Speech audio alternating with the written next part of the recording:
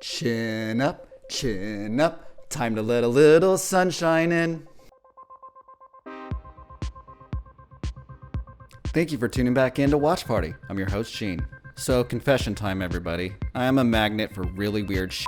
The other morning, I ran across the quintessential homeless man who decided to make temporary lodgings in the middle of the roadway. He was over the top filthy, even for a homeless person, as if someone dumped a whole truckload of dirt all over him. He's sitting cross-legged in the middle of the street with his garbage circled all around him, just being a real human piece of crap. And he's hunched over, playing with something small and black in his hands, and no way! Yes, it is! A smartphone! He was playing with a smartphone. I can't, my iPhone is old as, it's still got a home button that you actually push to use it. I can't even get an iPhone. Fuck it, whatever. But enough about everyday life in California. How was your week, gorgeous? Stormy Storm says, the scene where they were told not to look then got boils all over their body is right out of the Bible. And maybe destroying the ship was like God destroying the earth in the flood? First of all, awesome name, Stormy. And yes, I agree with you. There's got to be countless references to the Bible and the Torah in this episode. You think this could be an Adam and Eve story in reverse? Where Adam and Eve reject God, Eve becomes God, destroys humanity in the ark they built for themselves? Or what if the Mithraic God is real? Ooh, woo! Robert writes, after finding that her daughter fell into the hole, why did mother start howling? That was weird. Yeah, no shit, that was weird, Robert. And honestly, I don't have a straightforward answer for you. My interpretation is that mother was never programmed to feel or process complex emotions, and when she does, she behaves inappropriately. Kind of like the way I did when I found my mom working at the strip club. We keep it real at Watch Party, and I've been waiting to see this episode with you. So this is the part of the video that you hit pause, watch episode 2, and come back. We start our recap and analysis in 3, 2, 1. Welcome to Portland. Boston 2145. Look, guys, I'm really gonna need your help to get through this episode, honestly, because I'm really tripping balls here. Two warriors are attempting to seek refuge from these gods in the sky. They're obviously not Mithraic. Does the A on their chest stand for atheist? And if so, are they fighting alongside or against these gods? They save a medic android in order to get new faces to board the Ark. You guessed it, hello Ragnar, or I should call him not Ragnar, and his girlfriend. They learn very quickly that screwing with your face is just like joining Herbalife. Strangely encountering no resistance, not Ragnar and his girlfriend approach an unsecured, dilapidated mansion where they find an unarmed and unprepared real Ragnar and his girlfriend and blow them away. We better not be getting Westworlded here. Rummaging through the loot, Ragnar has discovered that they just acquired the worst STD imaginable. They find their new bundle of joy at the boarding coliseum and prepare for a 13-year nap. I have a bad feeling about this, he says.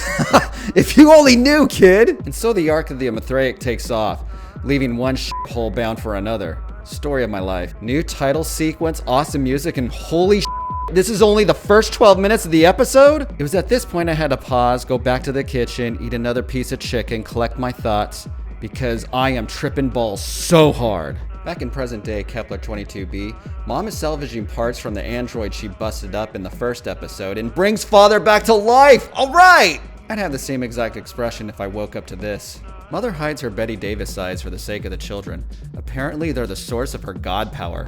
Okay. Reunited and it feels so good. Campion pleads his case to shut down Mom and mentions the name Necromancer, and everybody perks up, including me. Finally found the name of my new baby. While Mother is reminiscing with mementos of her dead children, Father confronts her about her weaponized eyes. She places her trust in him and shows him where they're hidden in the floorboards, but those can't be her real eyes, right? Father tells Campion he's still working on securing the eyes. Could these two morons be any more perspicuous? Mother doesn't think so. At the dinner table, Mother frees these kids of their obligation to religious dogma and takes their totems away. I had to move out for that privilege. Later that evening, Mother performs a remote sonogram on this young lady here, and bomb, bomb, bomb, she's pregnant. After Mother puts her in seclusion, the young woman explains that her and several others were tragically sexually assaulted aboard the Ark, and that her baby is a product of rape. I feel so bad for her. Can't get an abortion on Earth because of religion, can't get an abortion on Kepler because of Mother. Just send us to the planet where we're free to kill rape babies, please. I guess on the bright side, she can name her baby Necromancer as well. Father is entertaining himself outside when he hears the sound pounds of miniature General Grievases, and they're hungry. Mother hurries to the floorboards to get her god powers, and her eyes are gone. She confronts Father, who didn't take him, so they run to Campion, who gives him up pretty much right away. God powers restored, Mother flies to the camp and does her explodey trick to save everybody's life. "Don't look at me," she shouts to the pregnant young lady. I scream the same thing when I'm flexing my muscles at night. When the coast is clear and Mom powers down, she asks how it's possible they've been living there 12 years and no signs of any predators. It's called bullshit, lady. Oh yeah, remember this guy, anyone? Not Ragnar has been sleeping it off next to the borehole this whole time. After a run-in with the little General Grievases, it's become established that Not Ragnar is the absolute best at getting knocked out. But no worries, his Mithraic Not friends arrive just in time to save his life. And the end of episode 2. Alright guys, so honestly, what'd you think? I liked it. Some things not so much. But this episode definitely calls for one of my favorite segments I like to call Mental Masturbation. Now that we have some context, I think it's understood that Not Ragnar is just a guy trying to survive and doesn't have a real pony in the fight. Hell, it's possible that him and his girlfriend were just posing as atheist warriors too. I bet he believes his Not son got dusted with the Ark as well. So those were tears of joy after all. Now that we know that Mother is a necromancer and that she's not so unique in this universe, is it possible she could have been reliving a past life on Earth and that her memory was wiped C-3PO style? Or could it be that her hardware is just telling her that this is what you're built for and this is your future, lady? Let me know what you think. And what about this dumbest scene here with Campion and Father being all out in the open like that? Mother and Father better be pulling off a long con on each other, or this is just dumb. I'm seriously hoping that Mother realizes that she needs to gain Father's trust in order to help them survive on this planet. I'm also hoping Father realizes he needs to gain 100% of Mother's trust before he can betray it.